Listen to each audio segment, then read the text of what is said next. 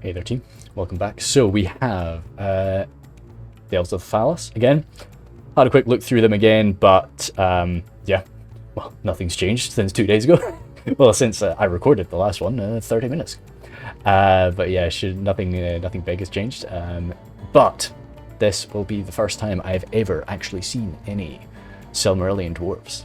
So I'm very excited about this. Part of me maybe doesn't want to delve too deep into their stats and just kind of jump straight in to see what they're capable of. But we'll cast our eyes over it just so that we're not. I'm not totally lost. So we've got that 10 armor there. This seems to be for their basic boy.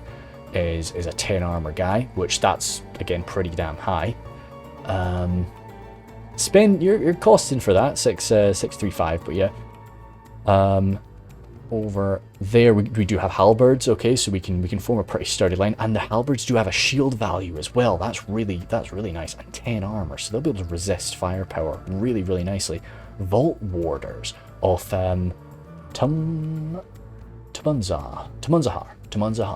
Vault wardens of Tumunzahar. Very nice. So what are these guys? Again, they looks like they can form a phalanx.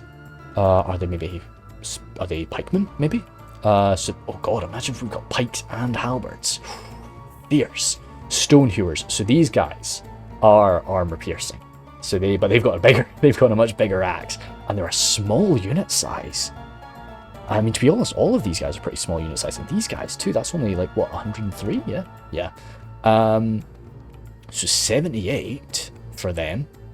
Brotherhood of the Silvered Hammer is kind of cool. They seem to be, what's the difference between sort of them? A little bit less attack, but a lot more defense. Not in the way of armor, but just defensive skill. That's kind of cool. And they've got this Paragon ability. I don't quite know what that means. The Dragon Slayers of Azaghal. Again, effective against armor, but shielded as well. Less armor, actually. Can they can receive 2 armor upgrades, though.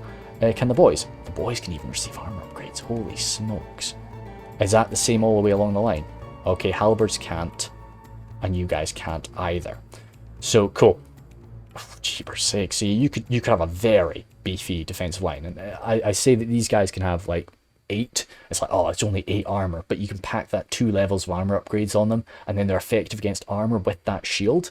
Combat bonus in deserts. That's kind of, oh, and snow. I guess because they're traveling around. They're used to hunting down whatever prey they have to wherever they are, and they're used to being exposed to the heat of dragons. So the heat of a desert is nothing compared to that. But everybody seems to have this combat bonus in snow, or at least a fair portion of their forces.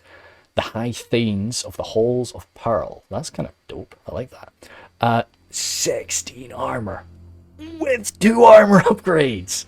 My god, and they're relentless. They get a morale upgrade for everybody around them. They're relentless. Jesus criminy, these guys will absolutely tank. Great to see. Very cool. Of course, crossbowmen, that's great. That seems to be their longest. They don't have any archers, but that's okay. Again, no shield. They do have a shield value as well. Okay. Again, amazing for a little skirmish line. We do have the axe throwers. So we've got Belagost. Seems to be Belagost is a bulk of these forces, a few here and there. But then we've also got Nogrod. Because there's like the 2. I think the plan was, well, they were wondering, like, did they want to, do these as 2 separate clans? I don't know if the plan is to eventually split them, or if we're just going to have them as one dwarven entity. But we've got these axe throwers. Slightly, it looks like the Nogrod guys are a little bit less armored, a little bit more of the militia focus. So we do have the axe throwers. That's a brutal melee attack, though. And they've got 5 ammo, so that could be dealing damage very quickly. Bonus fighting cavalry as well, that's kind of cool. Beast hunters. Actually saying that, yeah. Where are my spearmen? Okay. Yeah, where are my just basic spears? Now, maybe these guys are actually, they can form spear wall, but they are, I don't know, sorry, yeah, we'll keep running through it. Beast hunters, okay, this just seems to be nice, aggressive. Ah, that's kind of cool. So it's not a spearman, but they are maybe, they're able to take down things that are bigger than them, their skill, that's sort of bringing down these horses in other means. And it seems all of the Nogrod guys have got an anti-cavalry bonus. Interesting, okay. And then the miners, I like that. Oh, miners they throw things. Interesting. Very cool.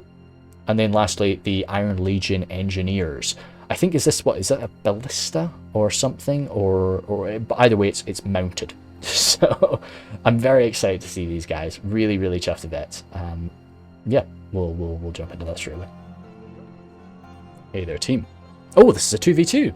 Ah, okay, cool. I was planning to just stick to like 1v1s for this. Wait a second, did I pick the wrong thing?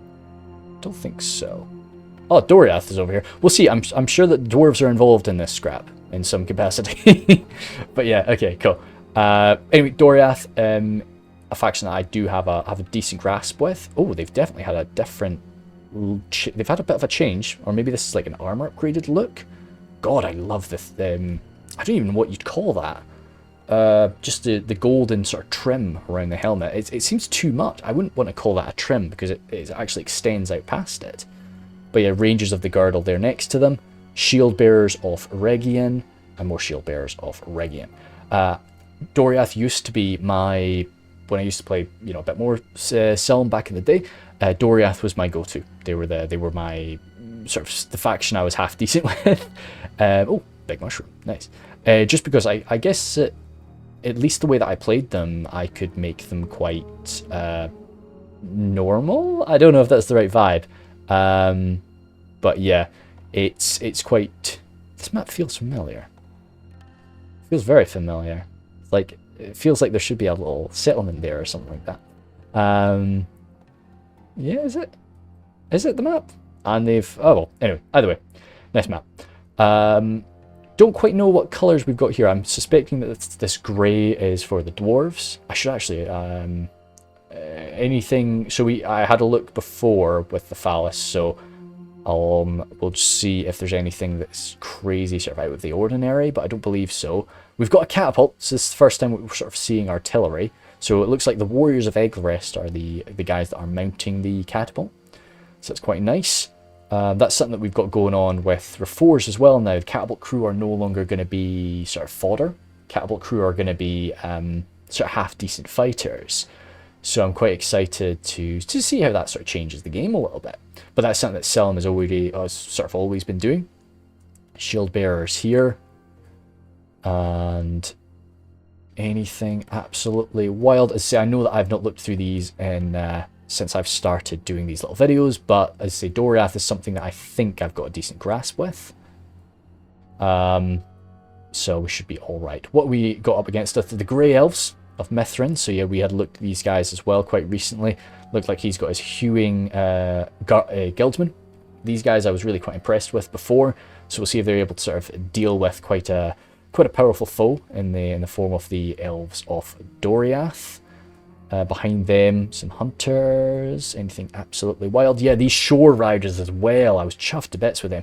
We don't have any cavalry from the boys, do we? I quite like Doriath Cav, but the thing is, the Doriath Cav I like are the Cav that hunt enemy Cav. So that's. But I'm seeing that like Cav don't seem to be like as massive a focus in Silm, at least just from people's playstyles. Like, and then tunnels in the back. Everything's pretty jam-packed together. I'll be a little bit scared about enemy arrow fire, especially up against Doriath. But the dwarves, ho ho ho, let's do it. So we've got the, oh my goodness me, I love your weapon. That's so cool. Anyway, Iron Guardsmen of Belagost out front, nice and sturdy fighters. Bay, absolutely gorgeous. And then yeah, all the way along, just a nice solid Iron Guardsman line. Beast Hunters there of Nogrod. Okay, cool. So they... Oh, right. Are those like maces? No. Those are strange. Oh, no, they are axes, but they're very, very spooky looking axes. Goodness. So yeah, Beast Hunters there. Lots and lots of Beast Hunters. So all these guys do have an anti-cavalry bonus. Maybe that's why you maybe are a bit scared to take cavalry to fight the dwarves, because, I mean, all of these Nogrod forces are gonna pack some anti-cavalry benefit.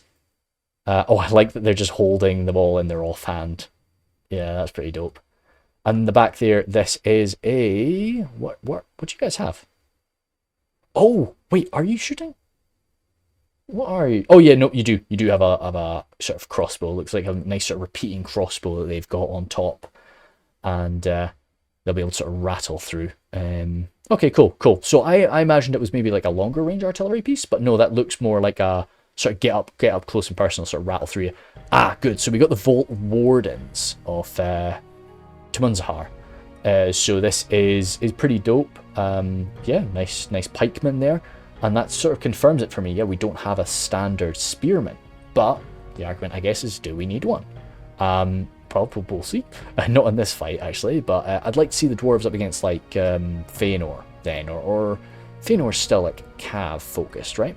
The High Thanes as well. I'm glad that we've got them in the fight. Just to see if they are as powerful and, well, resilient as I think. I don't know if they've got a change to their look. Goodness me, I love the face masks, of course, the full sort of face covers that they wear. But yeah, dope. Let's get to it. So I will be focusing on this side of the battlefield. Again, I know that we've not seen Doriath. I'll check it, but, you know, as I say, this is the goal of these videos is not to sort of you know, go through the full tactics and go through the full battle. It's for me to, and hopefully some other people, to sort of understand the capabilities of these various units, so that I can be a bit better. But of course, when it comes to a 2v2, I'll try to focus a bit more on the tactics as well, trying to get too bogged down into the nitty gritty. The boys running on through. They're down as missile cavalry. I wonder. Huh. Oh yeah. No, that's fine. Is he going to bring? Looks kind of like they're maybe bringing their cavalry together. That would be a kind of cool shout.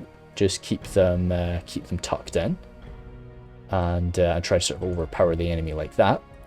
The Elves of the Phallus have got that catapult, which, I mean, there's nothing stopping them from just sitting down. And no crossbows here. No crossbows, not a single crossbow, I'm sure. Maybe not. Did I miss them? No, they've got the axe throwers, but there's no like decent range shooter. So yeah, you could pretty happily just sort of pick a position and just batter into the enemy here, which is maybe what they're doing. Tundris. Oh, and should say Tundris, of course. Everybody knows Tundris. Alexios, Gervais, and Panthan, of course. So, Beast Hunters moving around. Yeah, I think part of me is feeling this is really going to be decided a bit by that catapult, and like how the boys are able to use it. Shore riders coming across, they've been taking a beating from that arrow fire, which is exactly what I'd be wanting to rattle into. You're seeing they took a hell of a lot of casualties getting over here. Shoot, we do have the Mounted Company of Region. Great.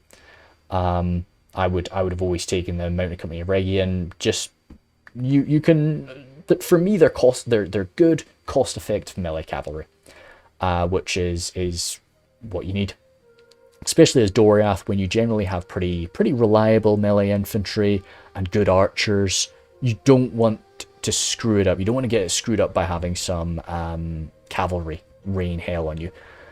Must be. I wonder, have these guys been given an armor upgrade, and that's why they look a little bit different? Wardens of the Girdle. Do we have any other Wardens of the Girdle? No. I know we've got other boys off the Girdle, but no, I'm not seeing them. Warriors of Region. I really like these guys with their sort of heavy axes. But anyway, back to the primary focus of for me in this fight. Interesting. So he's sort of chasing them back around.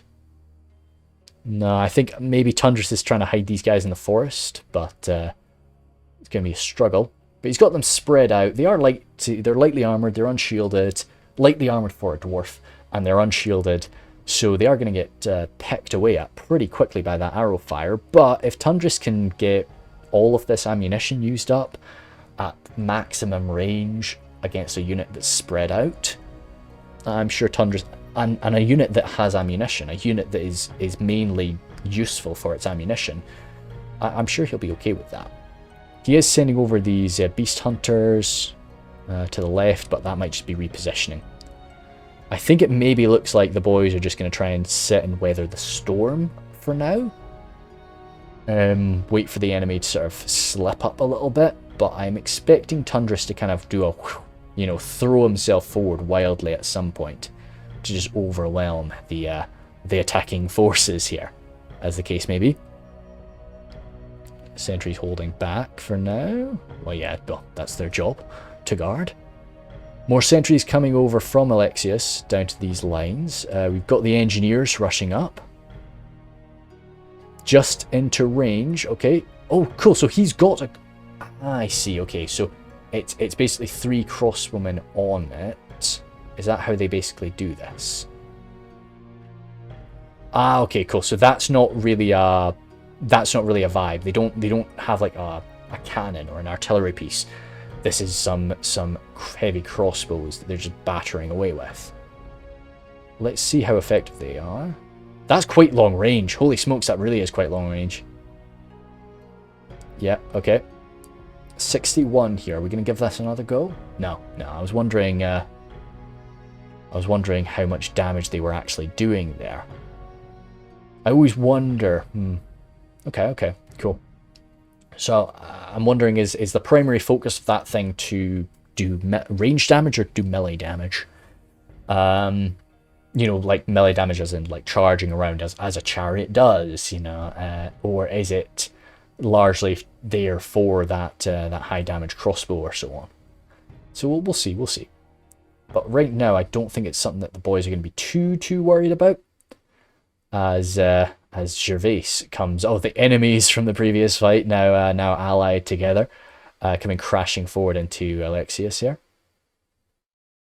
Shield bearers leading the way, and my assumption is that the shield bearers will be a pretty decent match for the sentries, but I say those guildsmen, I like them a lot. We'll see what they end up doing here. Getting a good sort of flank around these little detachment sizes. Again, that's something kind of quirky that Silm has, these sort of detachment sized units. I do quite like the detachment sizes for like spears. Keeping them as these like fluid little units of spears floating around my army is really nice. And we've got the clash now, so we can really sort of see how these dwarves are going to be faring now.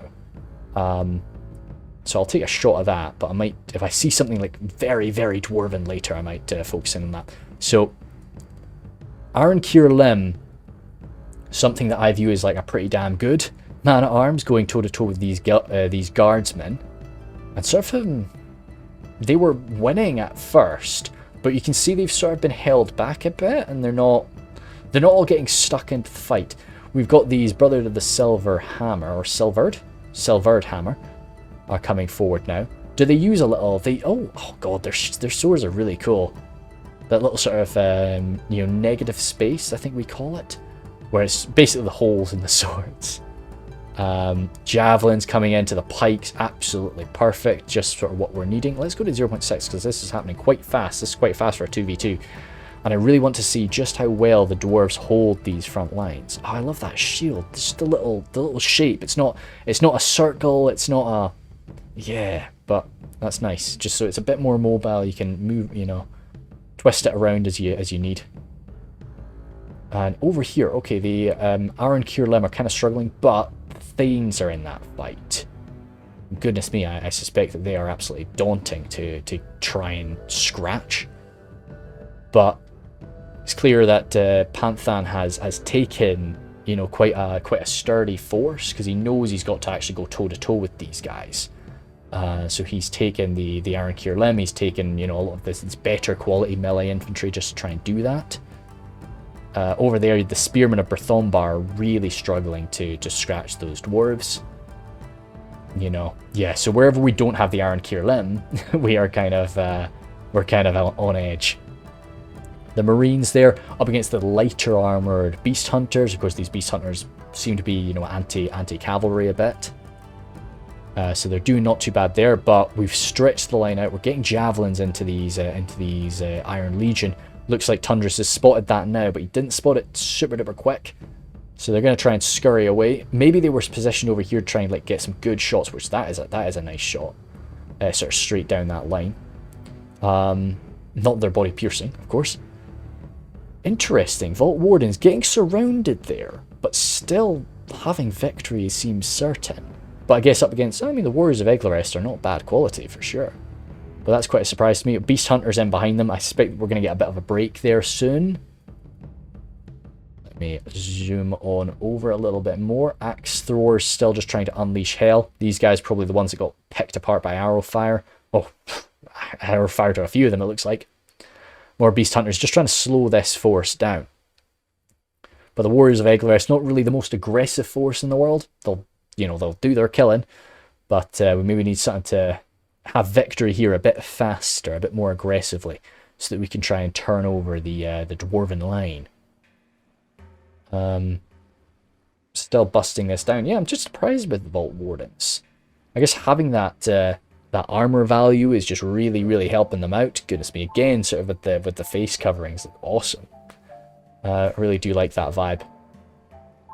And one sort of the banner carrier standing amongst the collapsed chariots heroically. That's quite a nice vibe. I won't use that image, but yeah, I like that shot. But yeah, no, this is good from Panthan, just trying to really fold up the lines of Tundras. And see those Nogrod units have really gone down. Not relatably. What's the word I'm looking for? Comparatively, very quickly to the Belagost forces, who are actually struggling here. But marksmen have been thrown on in. This is just marksmen now. But I guess it's the javelins coming on over as well. Something is making those guardsmen really, really struggle. I can't quite tell what it is. We will have a quick zoom over to the other side of the battlefield, but I just want to check these areas properly first. The High Thanes, yeah, still hacking away. I mean, unless we save some ammunition for the High Thanes, I'm wondering how the heck we're going to be beating them. Because, yeah, we don't have that much. Oh, no, we've got the Doriath. Those big-ass, what are they called again? Guys with the huge maces. Over here, the Grey Elves actually doing quite good work.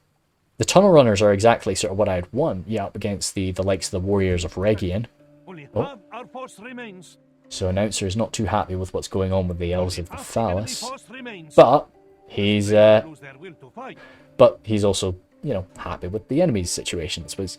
So yeah, the Donath in Mablung are kicking about today. Looks like they're getting charged. Oh, we didn't spot those guys before. The Bannerets off the Hither Shore. Very cool. So they're vibing about too. Sword Bearers here grinding away. Again up against these Axguard of Region and the Warriors of Region. I love that, like, mixing them together. Always a big fan of, like, mixing up an AP unit with a standard sword and board. But as much as I love it, like, they're actually getting sliced up. Are the Sword Bearers? I think I might be mistaken. I think the Sword Bearers are actually quite a damn good quality unit. They're not like mid tier. They're quite high up there. But I would have still thought this was an okay situation for the boys. But the sentries are there too, jabbing away to the other flank, just taking a long while to go down. And we also have the Scions of Tuor, who are absolutely smacking in. Doof. Oh. I know, of course, that's for like a sword slicing through somebody, but just seeing him coming with that hammer up and over and just smack into that Warrior of Region. And, looks like we are maybe shooting them, which is great. That's what we need to do here. Because these guys probably ain't going to go down too easy otherwise. But overall, yeah, that's a surprise. I really thought the Doriath line would be smashing this in. How about over here? No, everywhere the Doriath line is really, really struggling up against these forces. So the Grey Elves are quite a menace, it seems. Definitely going to be tough to best. Over here, the Hunters of Mithrim as well, smacking away.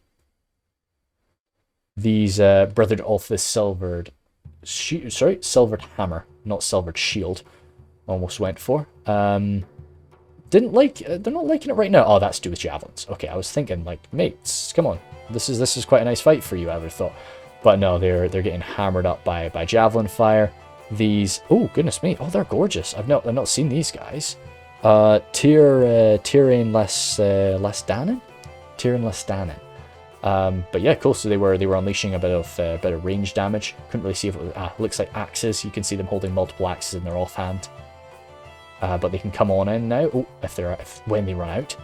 Outriders of the Girdle. Again, we didn't actually spot these guys either, so I don't tend to take them. I tend to always just take my melee cav when I play as Doriath, and that's enough for me. But maybe things have changed. You know, this is most of my experience anyway comes from about 2 years ago. Vault Wardens, they're still enjoying that fight. There's only 16 of them, but yeah, don't worry, we got this. They're receiving firepower from somewhere. Ooh. So that's a general of Doriath dropping. So that ain't pretty for the attack over here. High Thanes still smacking in. Victory is certain for both sides, it seems. Looks like there was a little Doriath charge. I like that a lot, just using your cav to, you know, don't just use them against your enemy, you know, see wherever you can get a good smack in. Hey, and we're still here smacking down these dwarves. That's good to see. Beast Hunters come in and try and chase them down and say these guys are anti-cavalry. Or at least they have an anti-cavalry bonus. It might not be much of an anti-cavalry bonus though. I'll have to check that. I'll have to look into like just how good they are against cavalry, because it might just be slight. Maybe because of course in Warhammer Total War, you know, the vibe with the dwarves is, you know, they don't have spearmen, but they've just, everything is so resistant to charges that you just kind of that's how you deal with it. So I'd be quite interested if the dwarves of Ered Luin, you know, they don't really have spearmen, you know, they deal with these charges, and well, not deal with these charges, but they deal with these cavalry attacks by just sort of dragging the riders off their horse, or defeating the horse as much as the rider. Not that a spear, you're just trying to poke the rider off the horse with a spear, of course. But yet the Vault Warden's still kicking about. I'm impressed with. I mean, they're very rigid. They got some good armor. You know, dwarven spearmen are always, well, dwarven phalanxes are always going to be impressive. Maybe a little slow, but impressive. Axe throwers getting in there, and then the axe throwers as well, alongside the beast hunters. They've got an anti-cavalry bonus. But it's starting to get a little bit tricky to keep using those outriders effectively. Any fight that I'm really interested in, I need to sort of be checking. High Thanes, again, just sort of grinding their way through here, but there's nothing really to best them, I don't think. God, it's just, they're so dang tanky, you know. It's, I do wonder how you're doing the damage to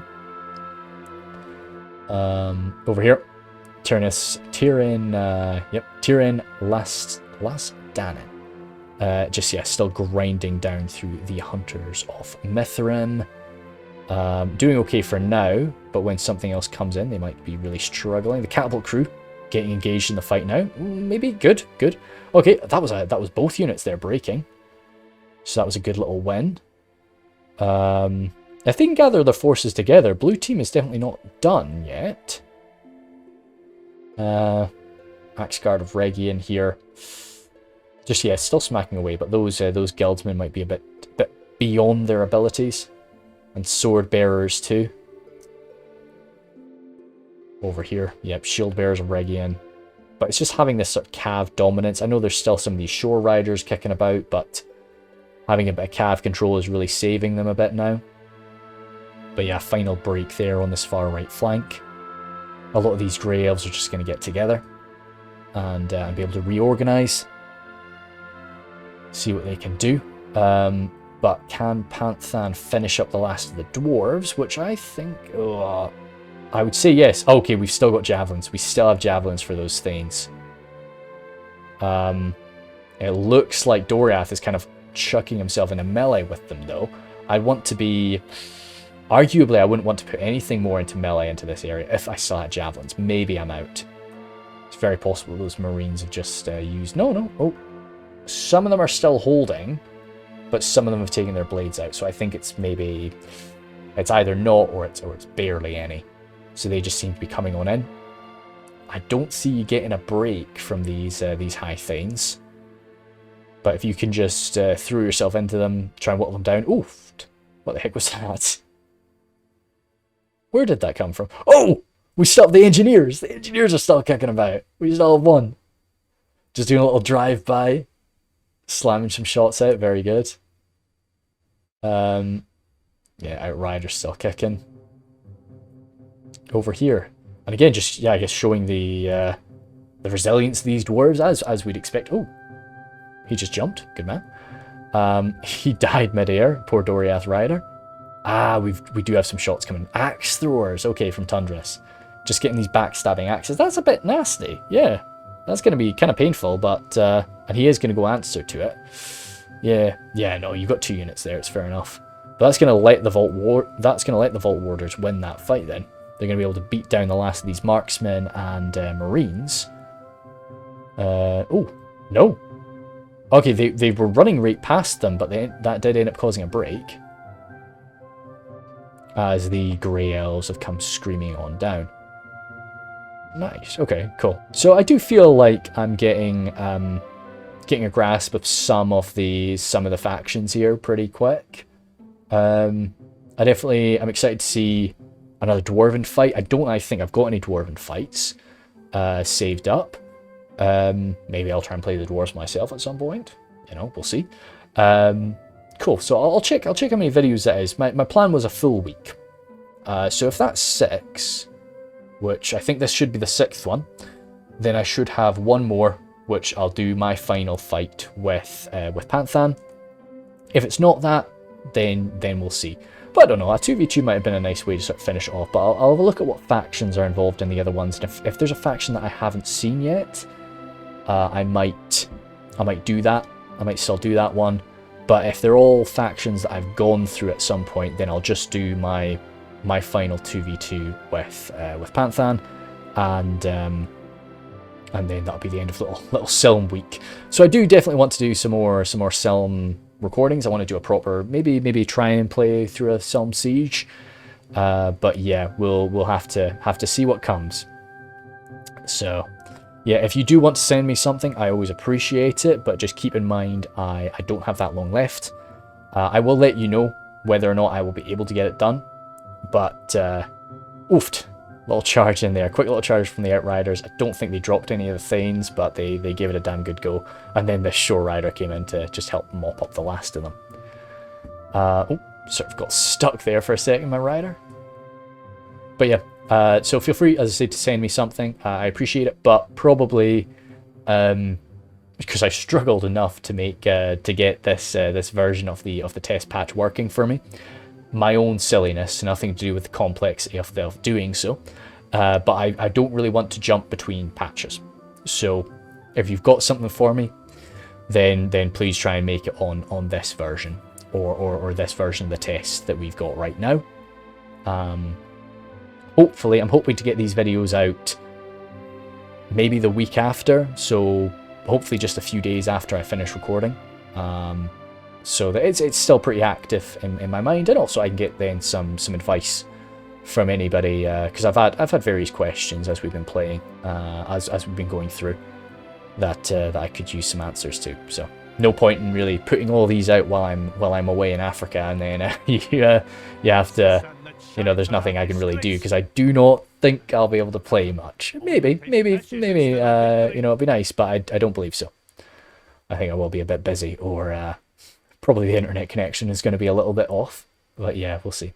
So that was a good scrap. Nice first Dwarven battle. Definitely not invincible. But I do like how cost effective their armour is. I like their halberds. That's going to be very messy. You know, their crossbows, I think they definitely do have weaknesses, but I think those weaknesses are quite good for them. You know, everybody's got to have a weakness. You know, I like, sounds weird, it's not that I necessarily want factions to have weaknesses, but every faction's got to have its own personality. And part of that is having something that you're not good at. You know, we've all got one or two of those, I'm sure. Yeah. Oh, backstab! This guy was the general was having a nice duel there with that swordsman. That spearman just comes in. Goodness me, little Lannister soldier strike there in the middle of a duel. Damn. So yeah, damn! I really would have liked to have seen, say, the kills of the dwarves. That would have been good, but this will kind of, because the bulk of these kills would have been 2 dwarves. Those marksmen, 259. That's quite impressive. But I think if you're targeting the no, shoot, I just was seeing them. Nolgrod. Can't quite remember. I can't remember if it's Nolgrod or Norgrod. But if you're targeting them, you maybe are okay. Catapult not really racking up that many kills, unfortunately. But it just gave them a bit of control over the battlefield, which is kind of what they need. Marines, so those javelins coming in and just cracking into those dwarves is great to see. What's what they really needed. Is what they were having. And Marines, so many Marines. But I mean, well, that's what most of the Bloom Fala's forces are. But yeah, okay, cool. So, and decent numbers as well.